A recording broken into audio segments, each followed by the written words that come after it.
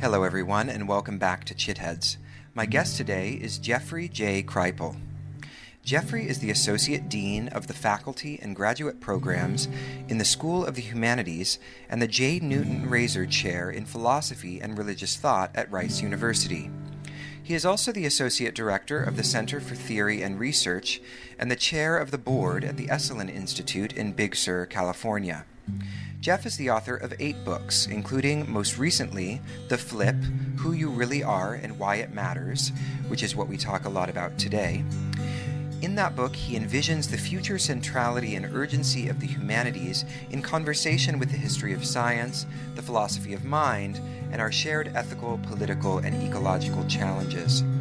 He is presently working on a 3-volume study of paranormal currents in the sciences, modern esoteric literature, and the hidden history of science fiction for the University of Chicago Press, collectively entitled The Superstory, Science Fiction, and Some Emergent Mythologies.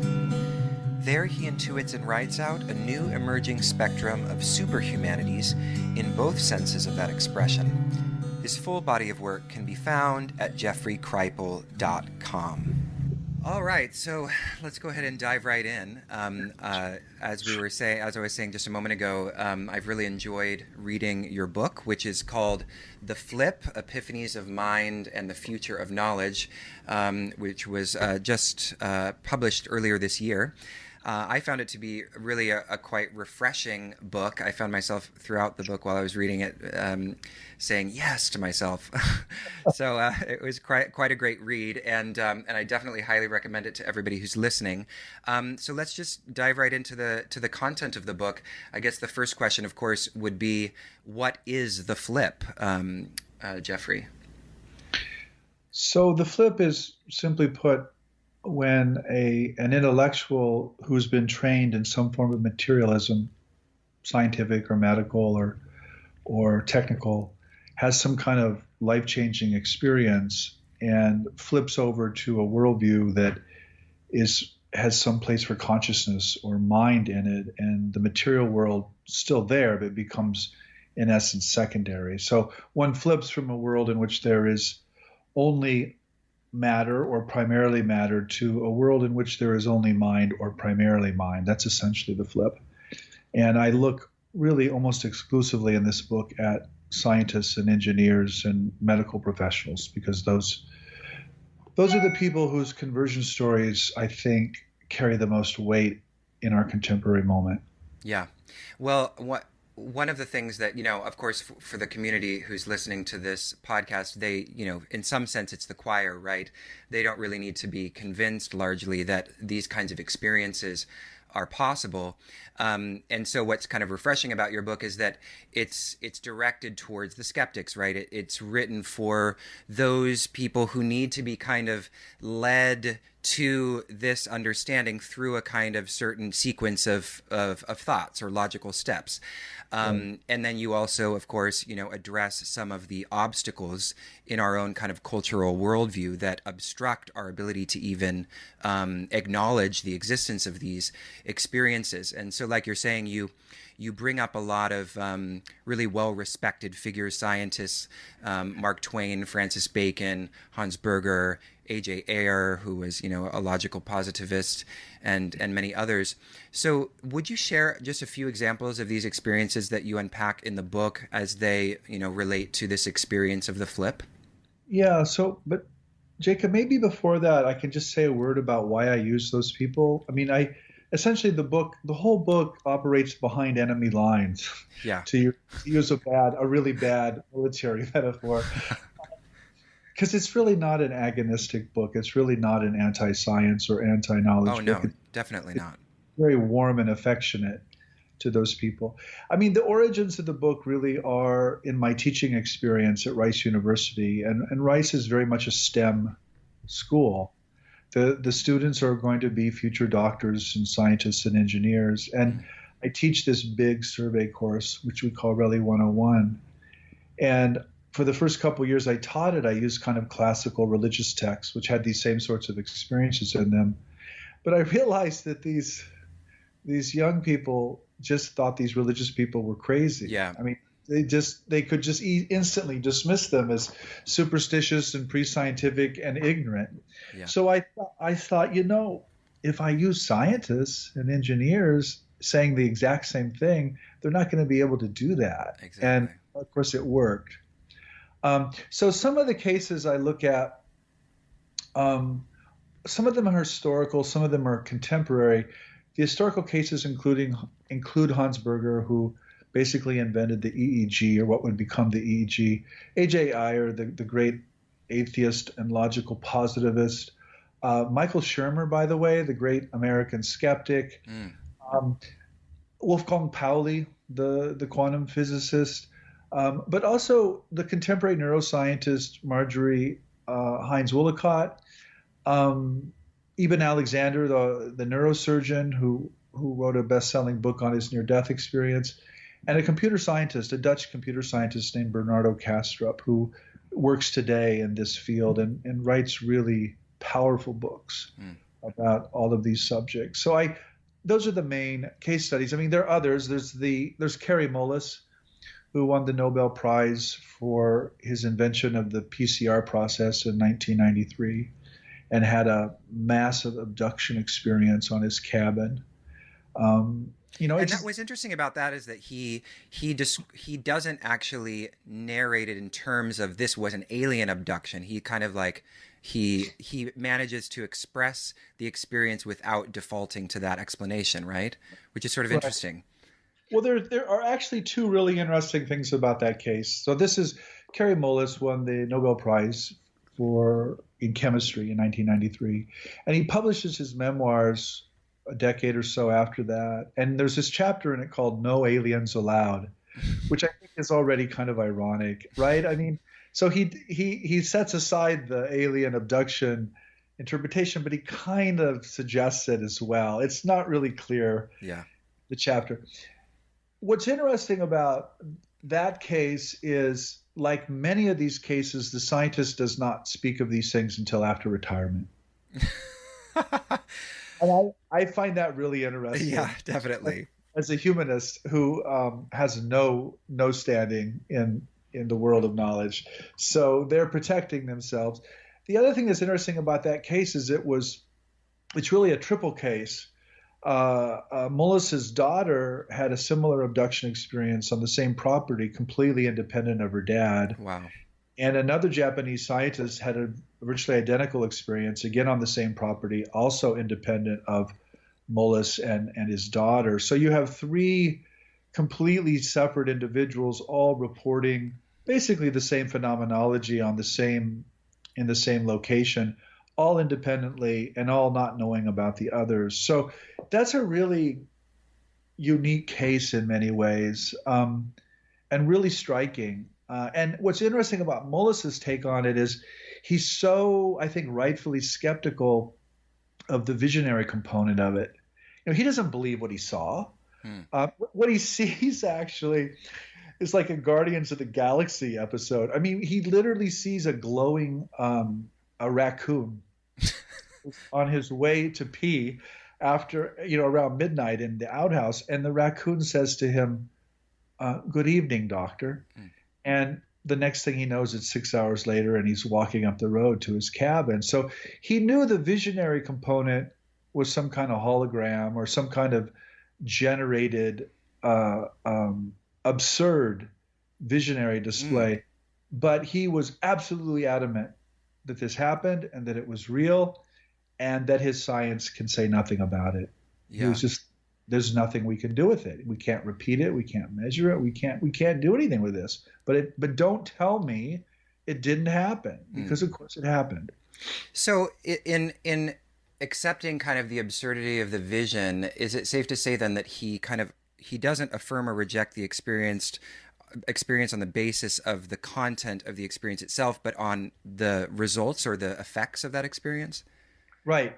I mean, this is where he's a good intellectual. I mean, he's a real kind of implicit scholar of religion. He takes the experience very seriously, but he doesn't buy for a second its visionary content. He understands it's generated somehow. And he senses a presence behind the content. So that's not really technically a flip. Mullis doesn't flip, excuse me, because of that. But it's such a fascinating story by a world class scientist that I thought it was worth including in the book. Yeah, absolutely. So I'm curious, you were talking just a moment ago about how many of these intellectual scientists don't speak about these experiences until they retire, which I think is quite interesting, and not surprising, of course, and for reasons that we're going to get to in a moment. But even, for you, I feel like this book is relatively ballsy, and I imagine it might not have been something that you would have written early in your academic career. So what happened to you, and what was your flip such that you felt it so important to write this book?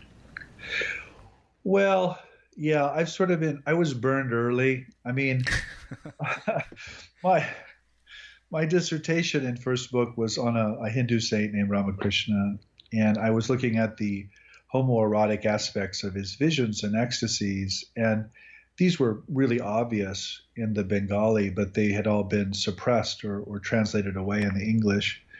And I simply showed that in the book. Maybe simply is not fair. I showed that through, 300-400 pages of textual analysis, and it just erupted. It was a storm in India that lasted about 4 years.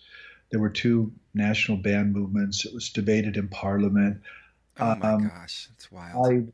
I I was targeted on the internet. I mean, this is before what we call cyberbullying, but it was cyberbullying, and it was threatening, it was scary, it was well funded, it was well organized by essentially Hindu fundamentalists in the computer industry, Mm, and it pretty much destroyed my name and my mm, career in that field because I had no way of answering it. I didn't have any resources. I was just basically a kid or a young man trying to, make a living and start a career. So after that experience, which lasted about 7 years, I said pretty much nothing. I won't say nothing, but very little bothers me because I just compare it to that. And I'm like, oh, that's nothing. I mean, that was truly horrific and yeah. truly awful. And the other thing that happened to me, though, Jacob, it's really not just Colley's Child. It later on in my career, say at about '05 or so, I made a conscious decision to stop writing for scholars alone Mm, and start writing for the public. And I tried over and over again to reach other audiences. And the way I put that is I got tired of writing for 50 people in the world, yeah. 25 of whom hated me. Yeah. And that's pretty much a summary of the academic conversation. And I was like, you know what? I'm done with that. I don't think it really gets us very far. And I think I can do a lot more good in the world by reaching more people with this incredible thing we call the study of religion, which to this day, I think is just this kind of secret powerhouse that people don't really recognize as such. And so I've sort of made it my personal mission to, spread this technique or these sets of ideas to broader and broader audiences. And the flip, it really comes out of about 15 years of meeting with scientists at the Esalen Institute in Big Sur, mostly physicists, quantum physicists mostly, who are basically crazy, and neuroscientists and biologists and people who just live in these worlds, but who were also open to these kinds of experiences. And when I of course say they're crazy, I say that with affection. I mean, anything in religion, however wild and baroque and gothic religion gets, it's nothing compared to how quantum physicists talk. Yeah. They just live in a reality that is just completely nonsensical. And so hanging out with them for 15 years, I mean, really woke me up to how far the scientific picture has come, and how little we actually know about it. Hmm. It was a real humbling. It was really an exercise in humility, really on all of our parts. So I want to ask you about that because you do remark about that, and it's interesting in the book. So on one level, there is this kind of respect, widespread cultural respect and understanding that quantum physics is like this wild thing, and yet you remark in the book how we have yet to really kind of integrate the what it all means into our culture, and our culture itself, our popular culture, our intellectual culture, is still pervaded by this kind of reductive materialism. So can you talk a little bit about the politics of knowledge, such that we have been unable thus far to integrate essentially the spiritually complementary, I don't know, perspectives that quantum physics offers? Yeah. So, we haven't even integrated Copernicus yet. I mean, right? We still talk about sunrise and sunset, even though Yeah, the sun doesn't rise. that's interesting. So, yeah. So, I mean, we're like 500 years behind on that one.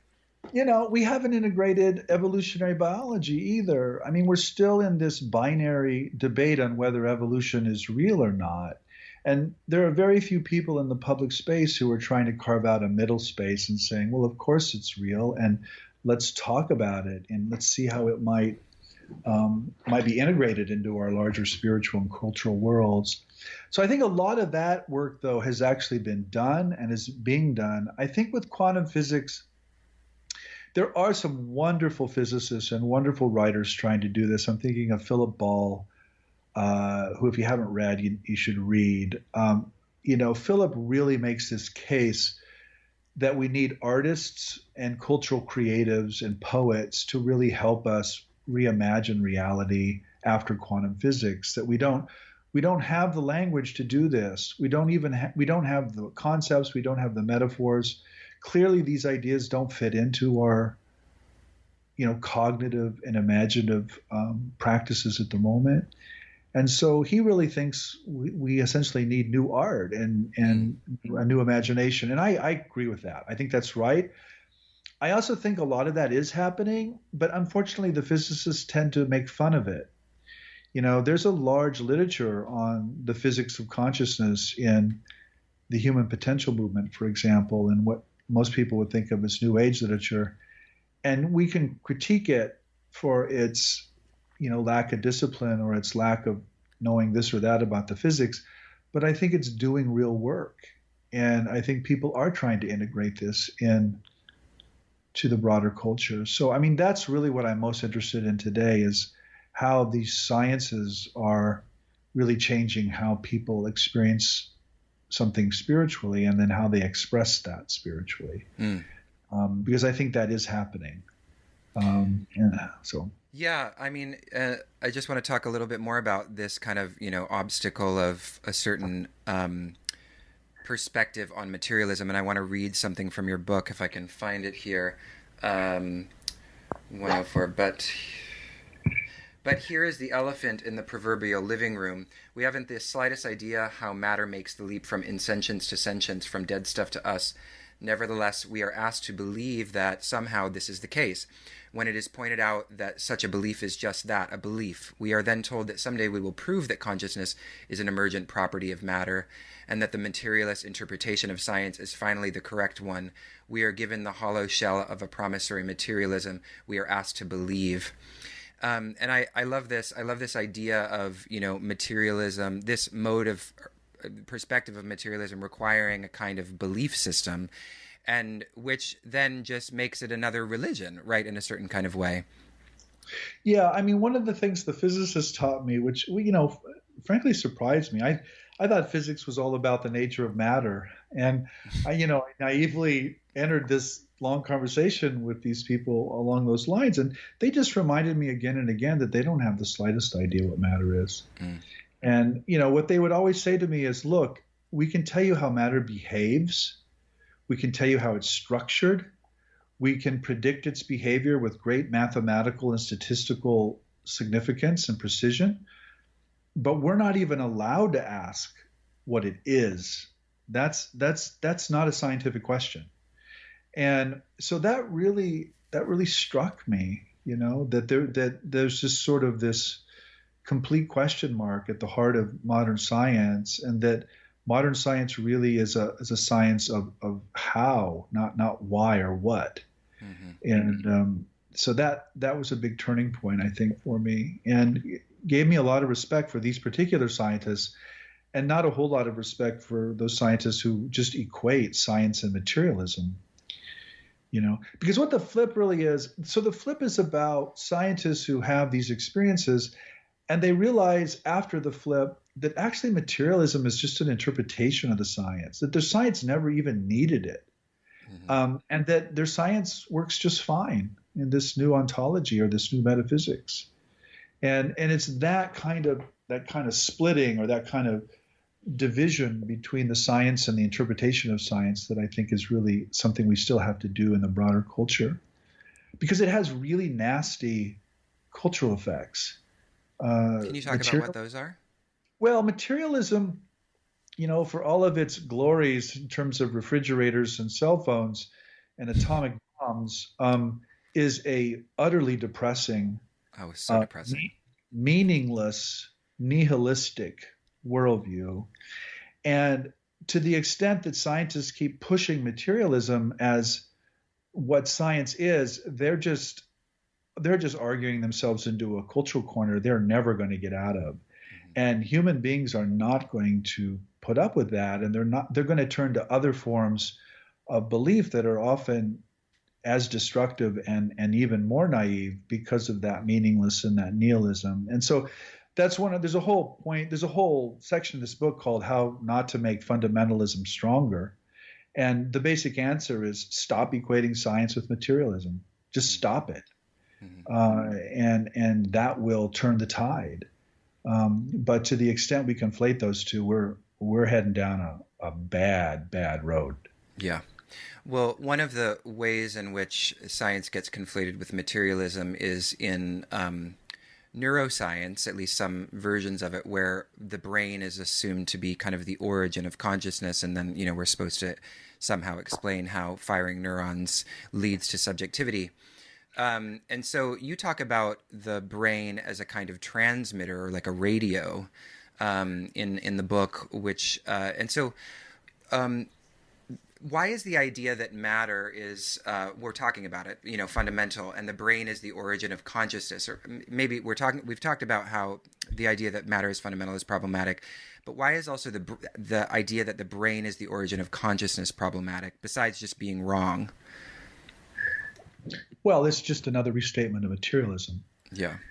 Yeah, it's that what we think of as the subject or the person or the spirit or the soul or whatever language you want is really just an illusion that's produced in toto by the brain firing in complex sequences. And of course, when the brain stops firing, that subjectivity just goes poof. It's just gone on, like a light goes out when you turn the switch off. So, that's what we call the production thesis.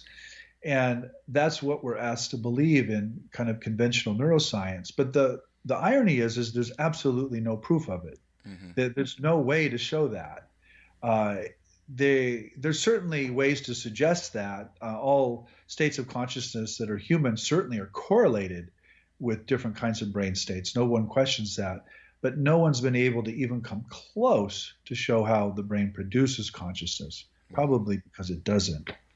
And there's this other model, in the history of the philosophy of mind called the reduction thesis or the filter thesis, in which the brain certainly correlates and reduces and translates and transforms consciousness into Jacob or Jeff, but it itself is not us, and it doesn't originate in the brain. We're more like a cell phone, interfacing with the internet. The internet is not affected when you throw your cell phone against the wall in frustration. The internet doesn't care, but your cell phone certainly does. And the personal interface might cease to function. But again, that says nothing about the signal.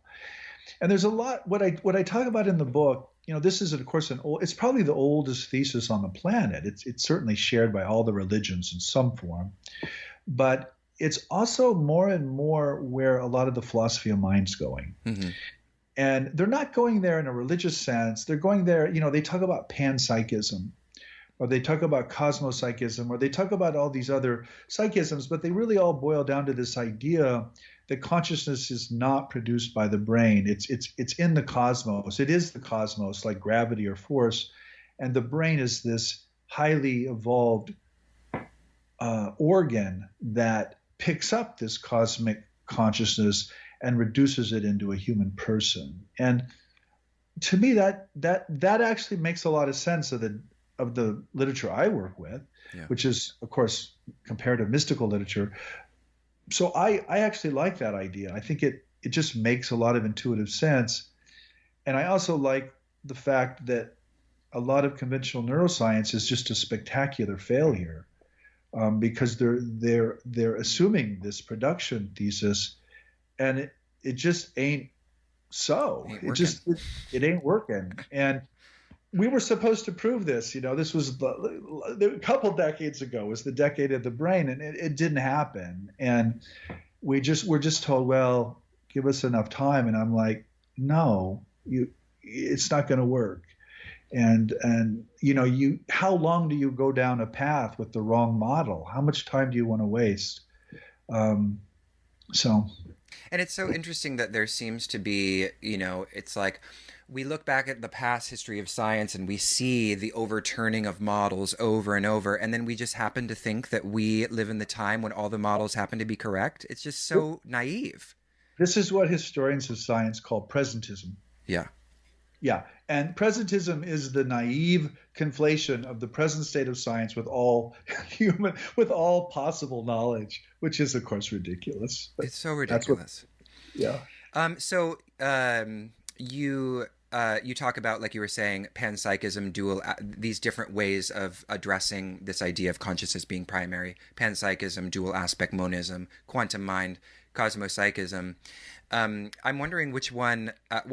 First of all, I'm wondering maybe if you could give some names of some philosophers of mind who are doing that, in case listeners are interested in kind of doing some research. Do you consider Thomas Nagel one of those? Well, Nagel's really important to this story because he published a book a few years ago called Mind and Cosmos. Yeah.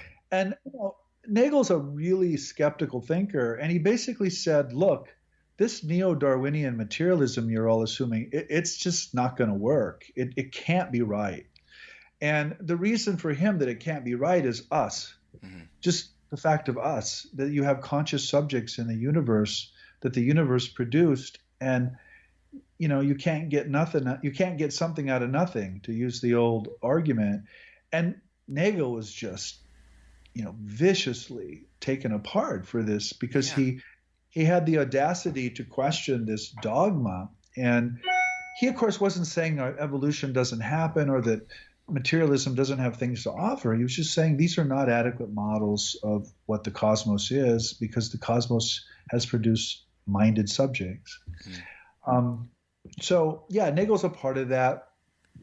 Harold Ottman-Spacher is a quantum physicist in Zurich, who's a good friend of mine and who's really influenced me a lot and probably turned me into a dual aspect monist, which we can talk about in a minute.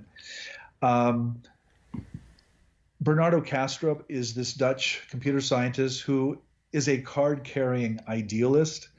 And I just adore Bernardo. He's also an attack dog, frankly. He goes after things that he thinks are weakly argued, even things that I probably would be happy with, like panpsychism. Like Bernardo thinks panpsychism is just a halfway house. It's just a cowardly compromise, Philip Goff is a wonderful philosopher of mind who's writing books along these lines, and he actually is he is a panpsychist and is articulating this view, I think, very elegantly, and mostly through the history of science, by the way. Wrote a book last year called Galileo's Error, which is really a wonderful book. So those are some of the major figures. David Chalmers, of course, is usually the person cited here. He has been moving in a panpsychist direction for a long time. It's unclear to me whether he's there or not. Yeah. Stuart Kaufman is another figure that's often mentioned in these conversations. I don't want to speak for any of these men, but I think they're all kind of frustrated with the standard conventional picture, and they're trying to push the conversation into new territory. And that's really this kind of quiet renaissance I write about in the flip. I'm not really writing about my ideas, I'm writing about their ideas, and how, things are moving, things are changing, and I think very hopefully so. Well, it's important that the work that you're doing, which is sort of in a sense kind of transcribing some of this message into the work of a public intellectual. I mean, that's really how I feel the spirit of your book. Yeah. What it really represents, and we need that, because perhaps the inspiration that would, like, if we can shift the cultural consciousness, just of those people who are everyday individuals, rather than the people at the top in academia and in the kind of the iron tower, or the ivory tower, as it were. Perhaps having that grassroots change will actually then trickle up, as it were, to those. That's part of the strategy. I work in a dean's office now in a school of humanities, and I'm actually really, really concerned about the humanities, and in some ways care most about them. So I also think this argument serves the humanities. Believe it or not, the humanities are wedded very much to materialism as well. Oh, yeah. Yeah, it's very much about reducing the human experience to this or that historical context, or this or that social identity, or political dynamic, or what have you. And all of these things work, and they're all true. But the end result is a fundamentally depressing picture of the human being. And I personally think that's why the humanities are being sidelined today, and why they're essentially in crisis. It's because they've offered a picture of the human that is simply unattractive, and not true, by the way. It's not just unattractive. It's not fully true. It's partially true. And so that's kind of what I'm after, too. I really want to nudge the humanists and the humanities out of their doldrums.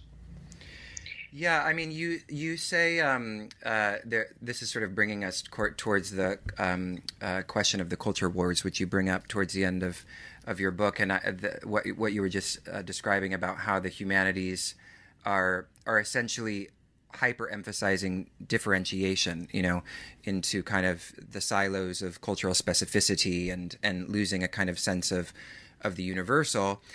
Really in the aftermath of a critique of the universal that we saw with post-structuralism and stuff like that. And so I really like this passage that from page 174 in your book.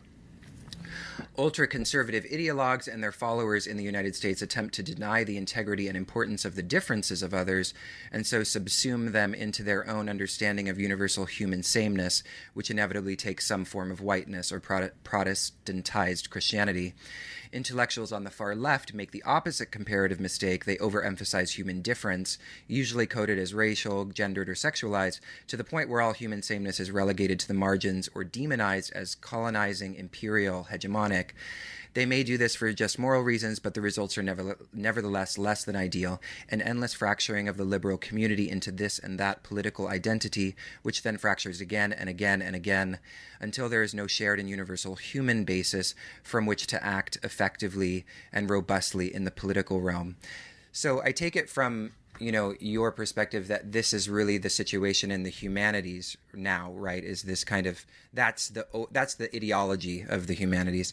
So what would have to change in the humanities, do you think? Because of course your book is really an argument for the humanities, but I take it you believe there needs to be some reform in some way. So how do we get to that place where the humanities is capable of kind of maybe moving past this place of just completely demonizing any kind of human sameness or something that would bring us together? Well, first of all, that impulse to emphasize difference is crucial and is a gift, and is part of what I call the prophetic function of the humanities. And I think moving forward, we can't make the mistake of demeaning that or denying that. We have to embrace what we've learned over the last 30, 40 years through post-structuralism and postmodernism and all of these critical theories. But to really reform or revise the humanities, it can't just be yet another critique of this or that. It has to be a metaphysical change. Mm. One of the arguments of the book is that the politics of knowledge in the university is really based on a metaphysics.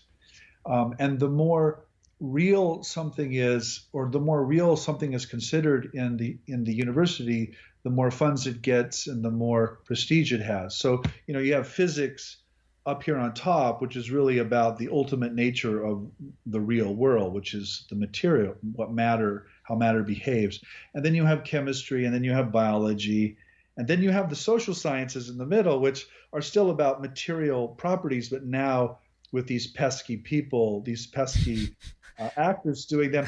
And then you get down here at the bottom and you have the humanities, which are really studying almost entirely subjective or conscious states. And then somewhere under the screen here, Kyle, you have the study of religion, which is sort of like the lowest of the low, because not only are they studying subjective states, they're studying impossible objective states. And the reason that's the metaphysics of the university is because we operate with a materialistic worldview. We think matter is real and subjectivity is unreal. And so that's how the disciplines line up.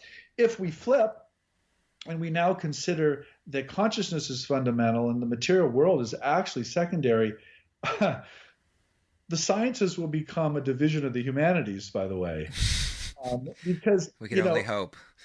Well, as it turns out, all science really is human. I personally have never run into a science or a scientist who wasn't human. Yeah, I mean, maybe so. I mean, I also study abduction accounts. But my point is that science is ultimately a function of human consciousness, and if that's what's primary in the world, then I think the disciplines will literally flip. And I don't want the humanities now to be on top of physics or chemistry. That's not my argument. Yeah. My argument is that, the social world and our societies are going to get more and more dangerous and more stupid, frankly, to the extent that they sideline the humanities and they sideline these questions that we're asking. And so how do we make the humanities more important, and how do we insert them into the center of culture? And I think the way we do that is we offer a picture or a vision of the human that is affirming and that is positive and even cosmic, and that engages the scientific forms of knowledge, that doesn't pass around them or ignore them. And so I personally think it's a deep, deep metaphysical change that has to happen. And I don't know, frankly, if that's possible. The flip would suggest it's actually probably not at this point, because these are individuals. These are not whole disciplines flipping. These are individual scientists and technicians flipping and not even admitting it until they're retired. Mm. So their disciplines and their professions are successfully holding these things at bay. Mm. But one of my arguments is that eventually this isn't going to work anymore, and we're just going to get to a point where we have to just say, we know consciousness is not produced by the brain. Yes, it seems to be primary. And so what does that mean? And I think that'll take many, many decades, if not centuries. But it seems like we're moving in that direction, wouldn't you say? I mean, it seems like there are more people talking about that now than perhaps a few decades. Well, I don't know. I mean, the 60s and 70s were quite, a wild time of provocative thinking. But do you feel like it's going, in a positive direction? Or do you think actually people are becoming more rigid in their dogmas of materialism?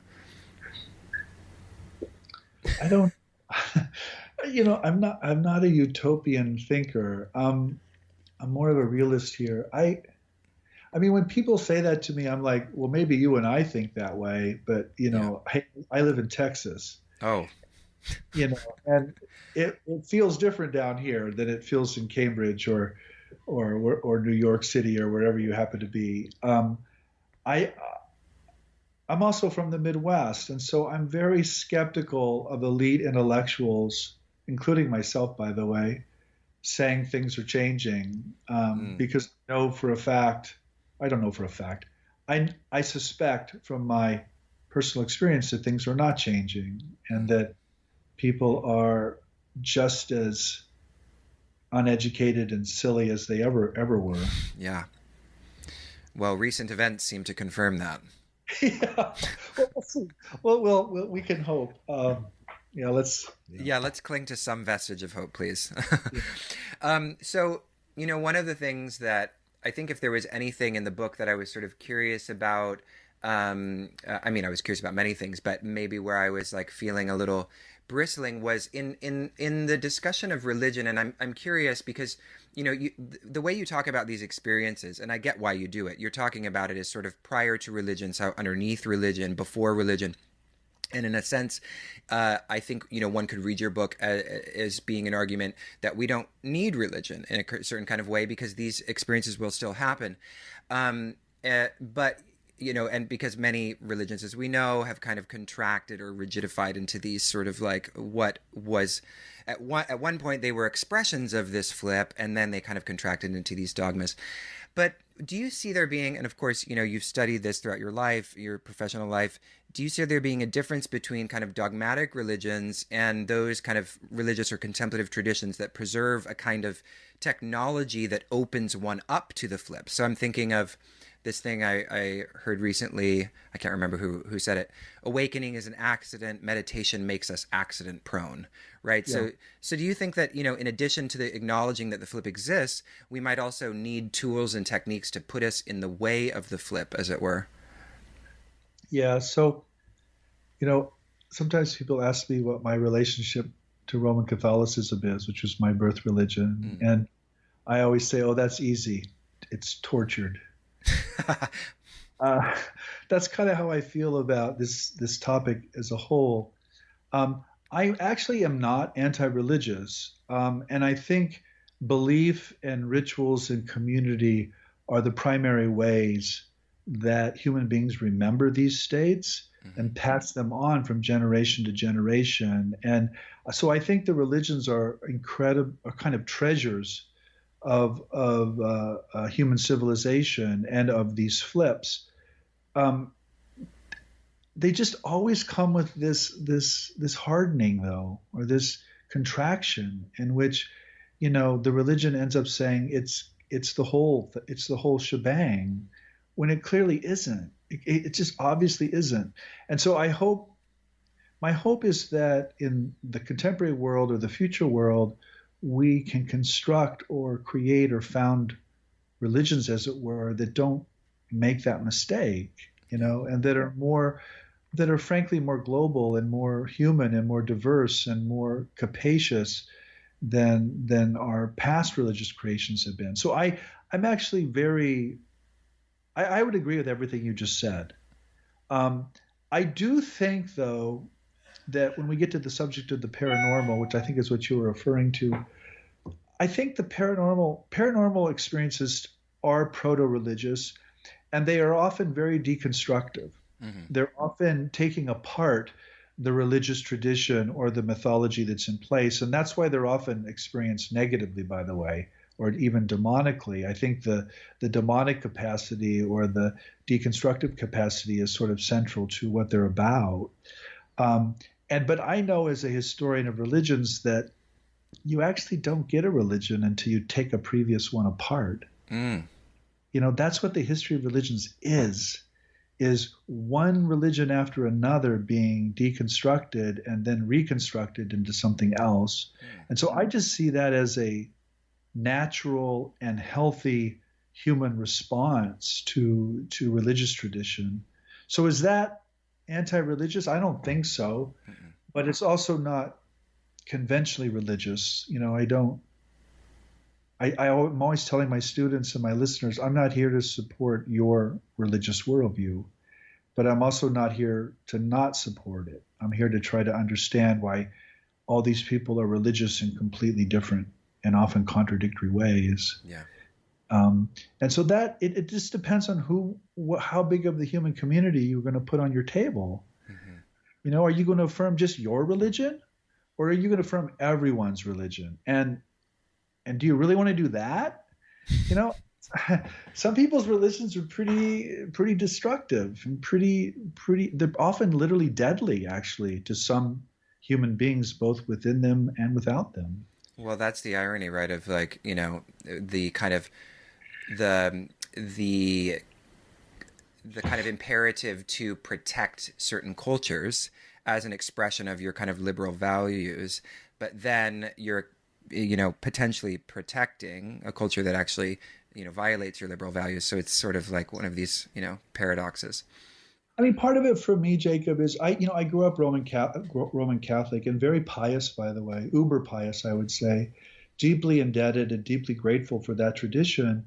But I also grew up in that tradition that resulted in the suicides of young men who happened to be gay. And I blame the tradition. It's the tradition's fault. I have no doubt about that.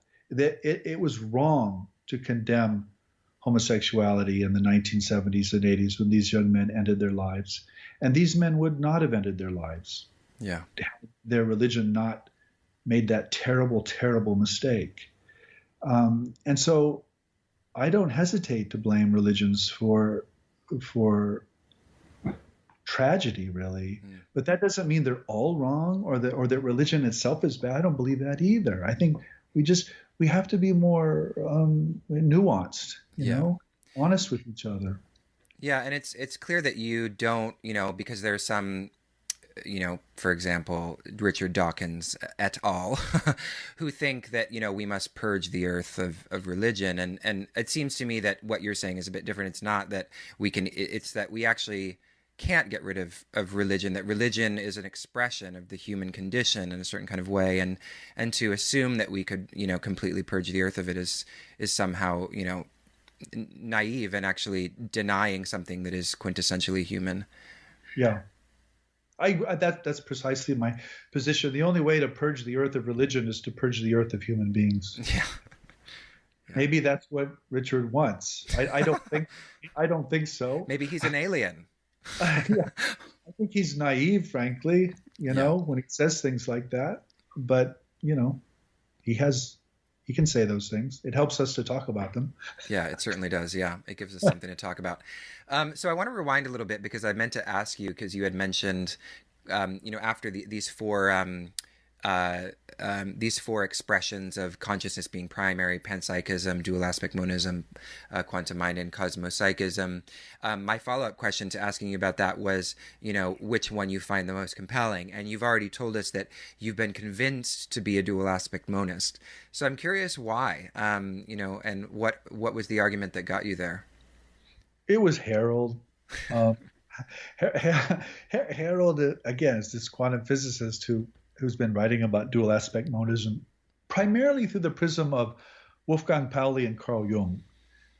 Harold's probably the world's expert on that particular friendship and how that friendship resulted in things like the concept of synchronicity and a lot of the things Pauli thought about quantum physics. For those of our listeners who are not aware, Pauli was essentially a walking poltergeist. There was something called the Pauli effect that the physicists used to joke about when he was still alive. And the Pauli effect basically boiled down to whenever Wolfgang would walk into a lab, something would blow up, break, or fall. And so the physicists were just like, they were trying to keep him out of their labs, basically, and they would joke about this. This was like a running joke. And Pauli was very proud of it. He recognized it as well. But he also recognized it was part of his own neurotic makeup that he was trying to work through with Jung. So, okay, dual aspect monism. What dual aspect monism essentially says is that epistemologically speaking, the world is two. In other words, we all have this experience of being a subject looking out onto a world of objects. But really, it's one. And that's why it's called dual aspect monism. And the argument is what the human brain and body does is essentially split this unity into a duality in our experience. But it's never really two things. It only seems to be two in our experience. The reason I like that so much is because it fits my data again. It's not just like a random choice of mine. And the reason I most like it is it explains paranormal phenomena to me very well. You know, a paranormal event is essentially an event in which that one world has split off into an objective physical event and a subjective state, and they match perfectly, or they almost perfectly. And the reason they match is they're the same thing. Mm-hmm. They've split off of this unus mundus, or this one world. And so to me, that explains very well what people report over and over and over again, and why these objective physical events correspond so closely to these subjective internal events. And it also explains to me why so much of comparative mystical literature is basically about shutting down the brain and the body and realizing this deeper state of unity underneath or behind it. So, I mean, I adopt it tentatively as the best abstract model for what I see in my materials and in the people I talk to, but I'm not pious about it. I'm not bound to it. If somebody comes along with a better model, I'm there, you know? And it seems like to be intellectually responsible really is to be kind of open in that way, right? Yeah. So would you consider the Kashmir Shaivite tradition to be a dual aspect monistic tradition? Well, I think a lot of actually the tantric traditions of India can be framed in this way. The thing about dual aspect monism is it affirms both the material world and the spiritual or mental world. Mm. And the one world is not just mind, but it's also not just matter. It's neither material nor mental. It's some third kind of psychoid presence that is as physical as it is spiritual. And so, I mean, it depends on how you want to interpret Kashmir Shaivism. You know, some people would say, oh, it's more of an idealism. But to the extent these tantric schools affirm the material world as real and not as illusory, they look a lot more like dual aspect monism to me than they do just straight up idealism. Yeah. Idealism tends to dismiss the material realm as an illusion, just as, of course, materialism dismisses the mental world as an illusion. And dual aspect monism basically holds them in tension and says they're both true, but they're not ultimately true. There's something that's more basic that's ultimately true. So I want to kind of rewind all the way to the beginning to ask about something regarding, you know, your early career that you've already mentioned. But before we do that, is there anything else that you feel is important to kind of mention or highlight about the flip and anything that we've been talking about?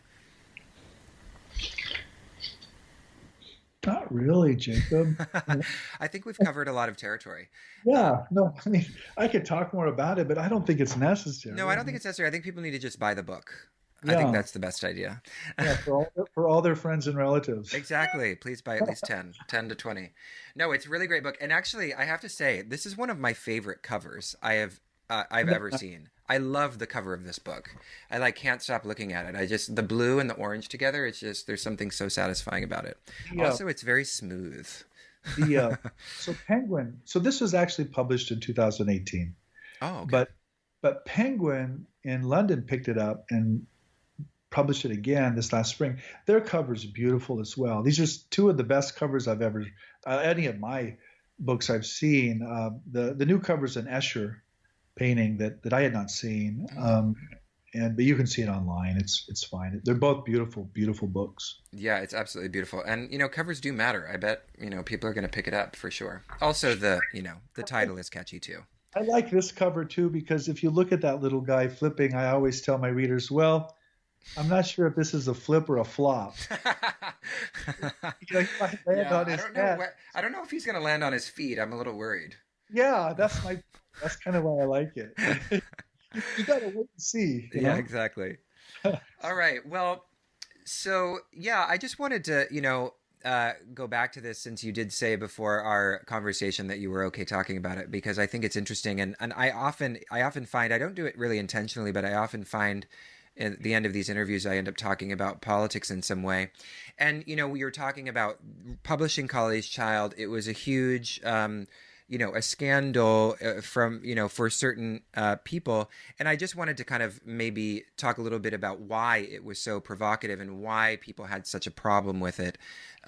Just so, for people that aren't familiar with that whole debacle. Yeah, it's probably important to contextualize too. So I began I did my undergraduate training in a Catholic seminary, which was essentially a same-sex community, all men. And I really was confronted there again and again with the issue of sexual orientation in this all-male community. And, more to the point, I was confronted with simply the empirical fact that gay men tended to be attracted to the priesthood and straight men tended not to be, or were the ones who were leaving the seminary. And so I became really interested in this as a confused straight guy, and I want to emphasize confused. As a really confused straight guy in the early 1980s, just basically a kid, I was deeply puzzled by how my own religious tradition was so homophobic and so condemning of homosexuality on the outside, but was so affirming of homosexuality and was so homoerotic on the inside. And I was so struck by that contradiction, really, that I couldn't put that aside. And the reason I was attracted to Hinduism was because of all these tantric traditions that appeared to have a place for straight heterosexual men in it who could then love the goddess, as it were. The divine wasn't always a male god, as you have in Catholicism. You have these goddess figures. And so I thought, wow, maybe sexual orientation in males works differently in India. And so that's how I got into the study of India. It was not some neutral, objective decision. It was driven by this earlier experience of the seminary. And when I studied Bengali and got to Calcutta and was looking at the Bengali and then looking at the English, it was just so obvious to me that Ramakrishna himself was what we would call today gay. Of course, there was no word for that in the 19th century, but he was very much attracted to young male disciples. Doesn't mean he was having sex with them. I wasn't making an argument about anything genital. I was making an argument about the structure of male desire and how this desire, in his case, was attached to young male disciples or to male deities, and that he was actually quite phobic around sexually active females, and that he preferred that the goddess be a pure mother and not a lover, as you have in a lot of these tantric traditions. So the model worked beautifully for me as well with Ramakrishna, although I didn't find what I was looking for. And this was I finished that dissertation in 93 and published it in 95. The BJP, or the Hindu right, came into power in 94. And so the timing was just really quite awful, actually. And Ramakrishna was, of course, the guru of Swami Vivekananda, who was sort of the darling of the Hindu right. And so the argument that Vivekananda's guru was a homoerotic mystic, and I meant that with all positive terms. There was no condemnation on my part around homosexuality, although there was a moral struggle with some of what we would think of as the pederastic qualities of some of these engagements. I don't want to hide that either. I was just struggling in the book with what I was seeing in the text and trying to make sense of it. And what the reactions tried to do, and I essentially successfully accomplished, was essentially presented me as making it all up. Yeah. I was this evil Western white colonialist, and I hated Hinduism, and I was out to demean the tradition, which of course couldn't have been further from the truth. I mean, I happen to be a white male for sure in Western, but I loved the tradition. And when you read the book, you'll see, I think, fairly quickly and profoundly how much I adored and still adore the saint. But the tradition, or the right wing of the tradition, could not put together homosexuality and an appreciation for the tradition. It had to be one or the other. And that's what created the scandal, really, was that. Did anyone warn you? Did anyone say, this might create a really big splash in not a great way? So I had a number of tutors, and yes, I was told that. But Jacob, it's one thing to be told that, and it's another thing to experience it. Yeah. It's When you were young and ambitious, you were young and hopeful. well, and as a young intellectual, I was also so excited, frankly, about what I was seeing. Mm.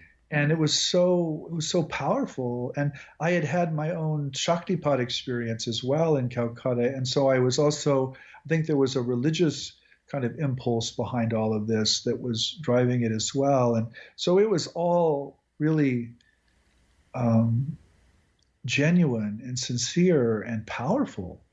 It wasn't a project driven by some kind of academic or professional concern, because of course I didn't think of those things. And it was quite stupid to do, frankly, professionally. It could have easily ruined and ended my career instantly. Well, it did make you have to change kind of tracks in a way, right? No, it did end my career in many ways. I don't study Hinduism or India or any Indian language. I haven't since about '02 or so. So in some ways, Has that been sad for you to have to leave that? it was terrible. There was a long mourning process. I had to go through. I mean, I had studied the culture and the languages since 1985, so almost 17 years at that point. Mm. And so, to leave something you love and something you were trained to do and invested that much time in was actually devastating. But I didn't have a choice. I mean, it was a gradual leaving. It wasn't like a decision one day. It was, it took 2 or 3 years to essentially leave. And that's why I ended up studying the California counterculture, because it was a way I could use my training in an indirect fashion and talk about the same things, but not have the same political consequences, essentially. Yeah. So yeah, and most people think today, most people think today that I've always studied the paranormal and that, this is what I do. And I have to remind them, look, I spent 20 years studying male sexuality. I didn't touch the paranormal for 20 years. So don't imagine that I just, float from one paranormal state to another. I mean, I spent 20 years talking about genitals and male sexual acts and male desire. You want to talk about materialism? I'll talk about materialism with you. Yeah. Let's get down. Let's really get specific here. So I totally appreciate this emphasis on the body and sexuality and gender, but that was then and this is now, and I think both of those enterprises are completely legitimate and completely necessary. Were you, I mean, I guess it was all a surprise, right? But I'm curious about like how we know how India responded in the kind of right oriented thinking that was pervasive and still is quite pervasive. But how was your own colleagues in this Western academic environment? Did they not back you up? Did they run away, from that scandal? I mean, so it depends. It depends on who, what field you're talking about. I think in the study of Hinduism, I was essentially isolated, and people were very unwilling to associate with me or my name because they were afraid they would then get targeted and harassed and attacked. I understand that. There were a few people who stood up for me, both in India and in the US, but they were established scholars and had the capacity and frankly, the tenure to do that. Yeah. Outside of those immediate circles, the response to the story or the experience has been very positive and very warm. I mean, intellectuals understand that hard intellectual work often gets you into real political trouble. And so when they hear the story, they're like, it's essentially street cred. It's like, okay. And honestly, Jacob, I think it's kind of why people will listen to me when I want to talk about paranormal experiences. In the back of their head, they're saying, oh, he He went he through put it. up, he went through the real stuff. Yeah. You know what? I may not like what he's saying here, but you know what? I'm going to listen. So I honestly, I think there's some street cred there, and I don't mean to guess what's in the minds of my colleagues, but I think that's at work, and I also think that a lot of people to kind of join the two topics. I think a lot of people are in the closet on this topic, the paranormal or the flip. Yeah. I think a lot of people are flipped. I think a lot of people have had these experiences. And the reason they don't want to talk about them isn't because they don't think they're important. It's just they don't know how to talk about them. And so when I come in and sort of naively just start talking about them, they're like, oh, I guess you can talk about them. And I guess you can use our stuff to talk about them. And makes sense. And so they're like, huh. So I get asked all the time, what do you do with all the pushback? And I'm like, what pushback? It's like people want to talk about this. And so I think the two things are related. Yeah. I think my desire to talk about sex and spirit and now my desire to talk about mind and matter are really just two sides of the same coin. Well, and do you think that maybe that, pretty traumatizing experience of, being kind of rejected on a variety of levels actually liberated you to really talk openly about these things? Because you're like, well, it's not going to get any worse than that. Yeah, unfortunately, it can get worse. But yeah, I always think of the opening scene. You remember the Jack Nicholson Batman movie? Mm-hmm. The opening scene is Batman's chasing this criminal through this factory, and he falls in a vat of acid, and he comes out the Joker. And the reason he comes out the Joker is he's essentially died. He's essentially had a near-death experience, and he's liberated from any of his previous conceptions, and so he becomes evil. Okay, that's a problem, I guess. But he's free now, and he thinks everything's really, really funny, and that's why he becomes the Joker. And there's a part of that, I mean, that I can really appreciate. That once you've been through such an acid bath, you do see the humor in people's positions, and you are perceived to be evil, by the way, even though you're not. So that's so interesting. I've never heard the Joker used as a kind of metaphor for the spiritual, for the flip. I love it. Yeah, I don't know. I just made it up right there. But I don't know. I've always thought of that scene. But I'm a superhero geek too, so that's part of the problem. No, I love it. So one last question about this. So it seems like it's been intensifying this kind of allergy to white intellectuals, academics studying India at all or studying Hinduism. I'm thinking of recent events with Mark Singleton and James Mallinson around this idea of like the colonizing academic, basically colonizing again through intellectual practice of some kind. Is there any, besides the obvious kinds of ways in which that can be seen as an exaggeration or problematic, is there a basis for that sensitivity? Is there, what is kind of the nuanced perspective by means of which we might problematize certain ways of doing scholarship on India? Is that even a thing? So I think this is actually related to the flip, Jacob. First of all, the colonial reading of Western scholarship, of course, is historically based, and there is a reason for that. A lot of scholarship in the 19th and early 20th, and even well into the 20th centuries, was essentially linked to a kind of European colonialism. And so when Indian critics point that out, they're not wrong. Yeah. I think, though, okay, this is where it relates to the flip.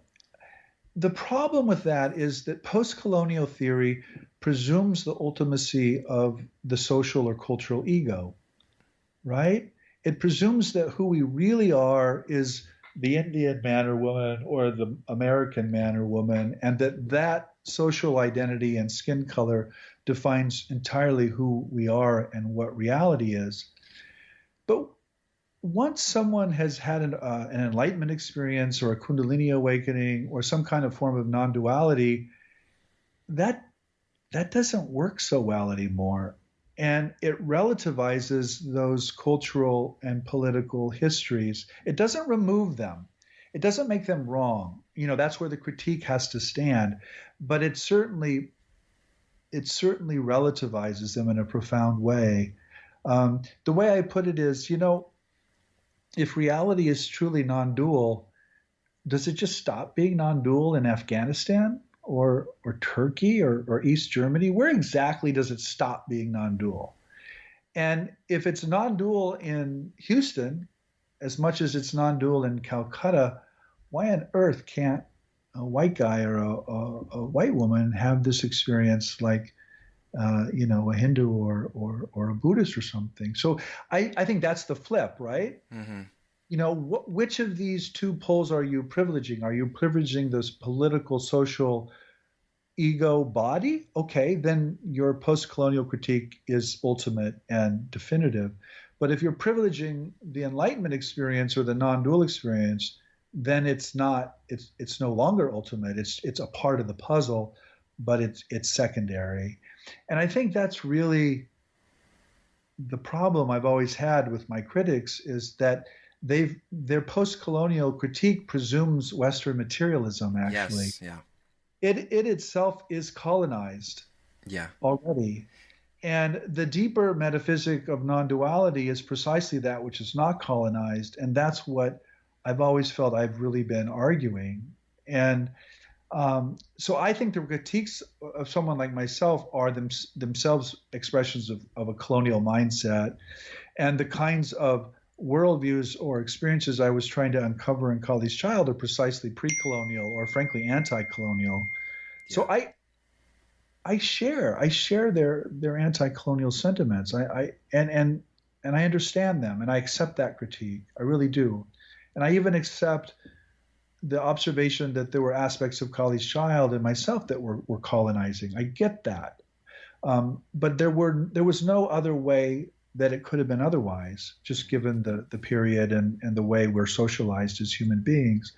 And I've worked ever since to try to correct that. So I appreciate that. Yeah, I really appreciate the way you express that because I think it's the clearest way someone's kind of unpacked the problem, because I feel like that comes up for me a lot with the